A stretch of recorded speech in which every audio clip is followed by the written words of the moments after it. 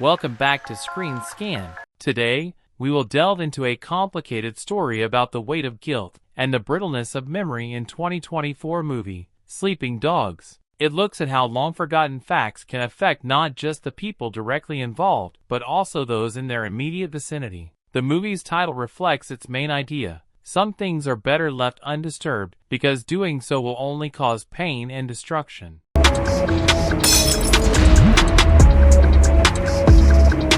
The movie begins with Roy Freeman, portrayed by Russell Crowe, who is suffering from Alzheimer's disease. This explains the numerous notes and tapes scattered around his home, reminding him of important things he needs to remember. The film then flashes back to a scene where Roy is speaking with his doctor during a cognitive test, a simple question meant to help him recover his lost memories. One day, Roy receives a call from Emily Dietz, who works for the Clean Hands Project, a non-profit legal organization that advocates for inmates who have been wronged by the justice system. She informed Roy about an old case. He was hesitant at first, especially since Emily had requested to meet him just after he had undergone an experimental procedure to help manage his Alzheimer's disease. When they met, she mentioned a man named Isaac Samuel, who had been convicted of Dr. Joe Weider's murder 10 years ago.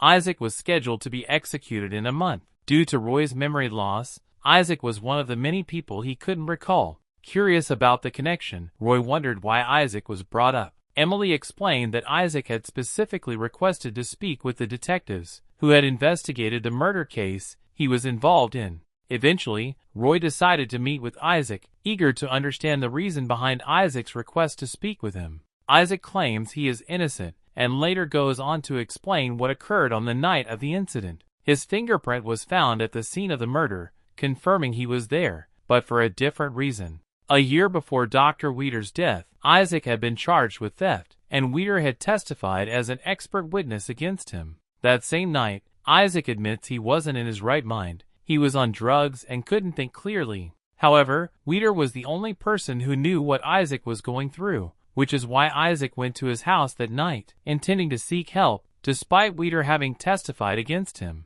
Isaac entered Weider's house, but someone else arrived afterward, and that's when the murder took place. Panicking, Isaac fled before he could see who the real killer was. Roy suspects that Isaac is lying, but before their conversation ends, Isaac suggests that Roy must meet Richard Finn, who has been writing a book about the murder. Roy still feels uncertain about everything happening to him, but he knows he must keep going to find the answers. As he begins reviewing the case files on Dr. Weider's murder, he discovers the involvement of Jimmy Remus, his former detective partner. The two met right away and began reminiscing about the last time they were together, when Dr. Weider was murdered. Roy brought up Isaac, and though he's still uncertain, he feels that Isaac might be telling the truth. However, Jimmy disagreed. Roy continued sharing what he had found in the case files, noting that Richard Finn wasn't present the night of the murder. What made Roy suspicious was that Finn's fingerprints were found all over the house where the crime took place,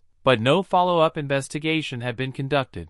This made Roy eager to talk to Finn and discover if he was somehow involved in the murder. Unfortunately, it was too late. Finn had just passed away before they could reach him. Roy suddenly recalls that Finn was at the crime scene the day after the murder, and they had even spoken with him. Finn's alibi was that he was home alone at night. Despite this, Jimmy remains convinced that Isaac is the real culprit, given that his fingerprints were found at the scene. However, Roy still feels that something doesn't add up, but with Finn now dead, they have no way to confront him. Through Richard's brother, Roy managed to get a look at the book Richard had been working on, titled The Book of Mirrors, a crime memoir. At the beginning of the book, it narrates how Finn first met Laura Baines. They quickly developed a close relationship, doing everything together. However, after Richard's father died, his mother struggled to afford his room and board. In an effort to help, Laura personally introduced Richard to Dr. Weider. One evening, the three of them shared a dinner filled with engaging conversation,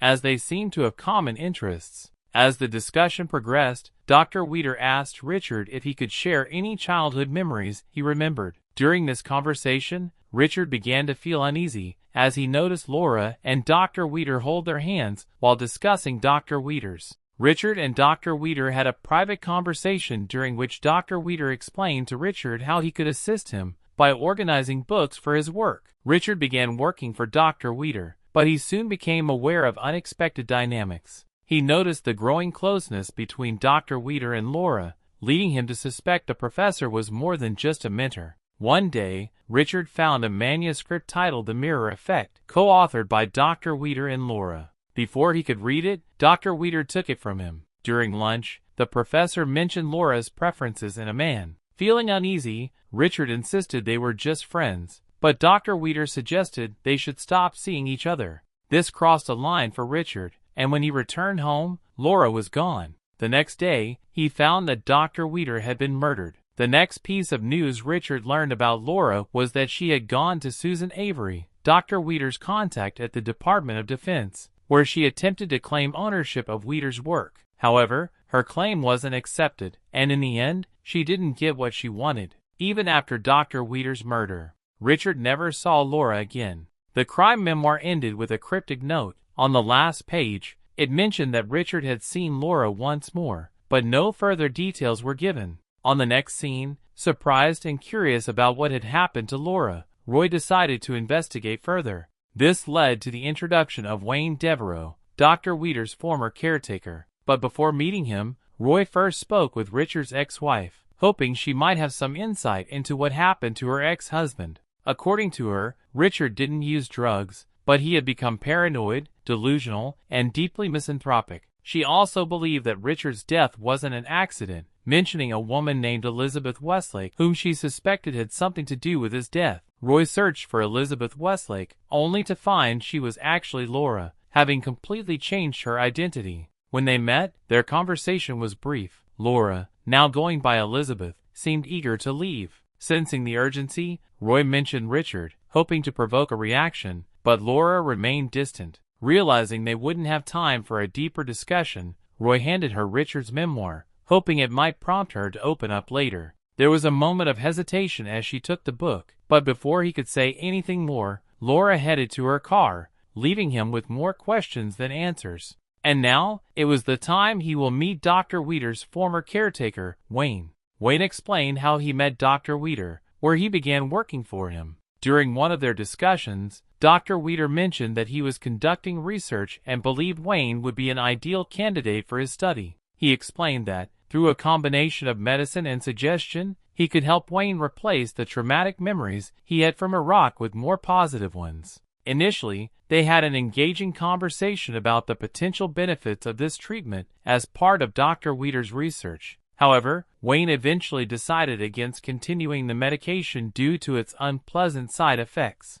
On the way home, Roy began discussing Laura with Wayne. Wayne was unaware of any relationship between Laura and Dr. Weeder, insisting that she was merely a lab assistant. He also mentioned that many women frequented Dr. Weeder's office, and that he had a collection of recordings featuring them on camcorders. Roy then asked if Laura had confronted Dr. Weeder about his behavior, but Wayne disagreed, asserting that their interactions were strictly professional and related to research. He recalled that before the murder, Laura and Richard had visited Dr. Weeder's house, where the three of them had a heated argument. After that, Wayne wasn't sure if Richard had returned home, but he distinctly remembered that Laura left immediately. He then decided to head to Old Warren, where Diane, a bartender and one of Dr. Weeder's girls, was working. Roy returned to the case files and discovered the name of a woman mentioned by Wayne, Diane Lynch. As he reviewed the files, he noticed something unsettling. He hadn't signed any documents related to Dr. Weeder's murder case.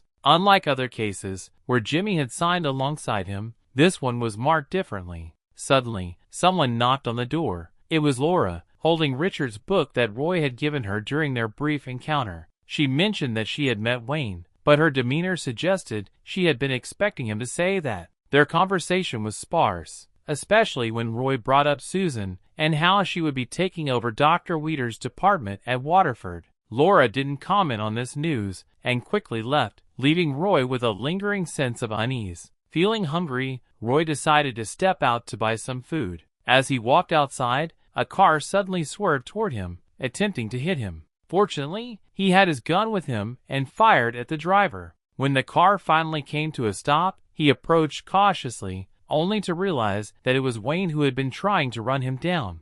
Shocked, Roy immediately called the police to report the incident. After giving his statement at the station, he was released, and since he had acted in self-defense, Jimmy came to assist him. Roy and Jimmy discussed the situation further and discovered that there was fentanyl in Wayne's truck, the same substance that had killed Richard. This led them to suspect that Wayne was responsible for Richard's death. However, Roy couldn't accept this. He firmly believed that Laura was the one truly behind it. His suspicions deepened, and he found it hard to trust the information they had uncovered. Roy expressed his feelings, stating that something didn't add up. In response, Jimmy suggested that the problem might lie with Roy himself. Despite Roy's doubts, Jimmy maintained that Isaac was the real killer and urged Roy to move on from the case. Roy began questioning Jimmy about his integrity as a cop, asking if he considered himself a good one. Jimmy confidently affirmed that he was. This prompted Roy to mention the files he had noticed, specifically those related to Dr. Weeder's murder that he hadn't co-signed. He pointed out that Jimmy was the only one who had signed those documents. Surprised and defensive, Jimmy began to express his doubts about Roy, feeling accused. Without saying anything further, he turned and walked away, leaving Roy with a growing sense of unease. Roy got drunk and later found himself outside, disoriented and unsure of how he had ended up there. As he regained his composure, he noticed on his note about the old Warren. Driven by a sudden urge to confirm something, he decided to go there and speak with the bartender. Once inside, Roy asked the bartender if he knew a woman named Diane Lynch. The bartender's response shocked him. Diane had been dead for 5 years. Roy received a call from Susan, and their conversation quickly turned to Laura, now going by Elizabeth, and her theft of Dr. Weeder's manuscript that they had written long ago. They discussed the circumstances surrounding the manuscript and how Laura had managed to get it released. Susan expressed her frustration, admitting that there was little she could do to stop her, as there seemed to be no justifiable reason to pursue her any further. After wrapping up their discussion about the manuscript, their conversation shifted to Dr. Weeder's house, which was nearby. Roy had arrived at Dr. Weeder's house, and it felt as if he had been transported back to the time when they were investigating the professor's death. While he was observing the area, he moved to a specific spot, and a flashback unfolded, revealing scenes from the investigation. The camera focused on a shovel with remnants of soil, suggesting it had been recently used just before they arrived at the crime scene to conduct their examination. Returning to the present, Roy picked up the shovel and ran his fingers over it, a gesture that felt full of significance. After a moment, he placed it back where he found it. Next, he grabbed a wire hanger and bent it into a makeshift tool, using it as a probe to search for anything buried in the ground. Roy searched the garden for something buried and eventually discovered the missing baseball bat. Just then, Laura appeared, claiming it was the murder weapon from the Weeder case. When Roy asked if she had placed it there, she remained silent. Shortly after, Jimmy arrived, suggesting Roy should return the bat to where he found it. With his gun drawn, Jimmy ordered them inside the house and confronted Roy, insisting he should have let this go. Confused, Roy asked what he meant, and Jimmy replied that he had cleaned up the mess, mentioning Diane. This left Roy bewildered, as he had no idea who Diane was, which shocked Laura. Laura interrogates Jimmy, realizing he knows who Diane is, and Roy discovers that the two are acquainted. He then suspects that Jimmy needed money due to his wife's death, leaving him in debt. Roy speculates that Laura paid Jimmy to kill Weeder so she could publish her book, and that Jimmy railroaded Isaac to cover it all up. Laura denied paying Jimmy to kill Weeder, telling Roy that Jimmy received a tip from Richard about her location and blackmailed her, threatening to reveal her book wasn't her work unless she paid him. However, Jimmy claimed Laura killed Richard just as she did Weeder.